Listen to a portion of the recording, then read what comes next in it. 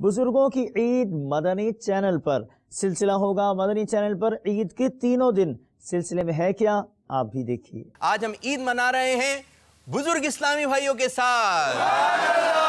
आज मैं ईद के मौके पर अपने प्यारे प्यारे भाइयों को प्यारी प्यारी नात सुनाऊंगा।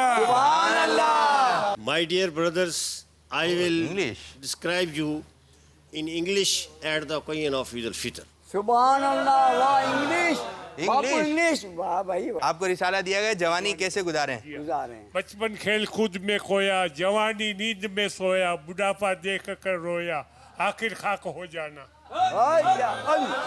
अल्लाह। एक हम मदनी मुकाबला करते हैं, जिसकी आवाज ज्यादा है वो आगे की जाने बाज है। नारे तकबीर, नारे रिसाला, या रसूल अल्लाह। बापू नजर न लग जाए, बूढ़े आदमी इसलिए माशाल्लाह को भाई माशाल्लाह। भाई आज जो है हमारे बूढ़े बड़े हैंडसम बन के आए हुए हैं। बूढ़ों में भी वही दिल तो जवान है। मैं वो सुन्नी हूँ जनीरे कादरी, मरने के बाद मेरा लाशा भी कहेगा अस्सलातु वस्सलाम। आगे तोहफा ले ले भाई, तोहफा ले ले। मैं चला समझ इनको दे रहा हूँ। हैं?